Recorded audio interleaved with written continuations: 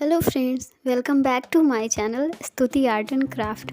और बहुत सारा थैंक यू जो आपने मेरी वीडियो पर विज़िट किया। और अब आ गए हो तो वीडियो पूरी देख कर ही जाना और कमेंट्स में मुझे ज़रूर बताना कि आपको मेरी ड्राइंग कैसी लगी। अगर आपको मेरी ड्राइंग थोड़ी भी पसंद आए तो प्लीज़ मेरे वीडियो को लाइक करना। अगर आप मेरे चैनल पे नए हैं तो चैनल को सब्सक्राइब करना। तो चलिए मिलते हैं वीडियो के लास्ट में।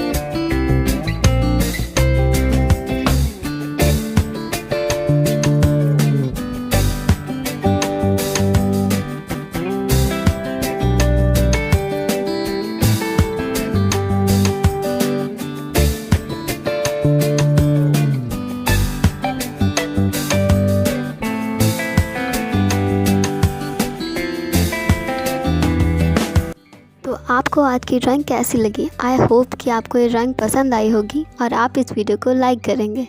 तो चलिए मिलते हैं कल एक नई वीडियो के साथ। तब तक के लिए बाय बाय।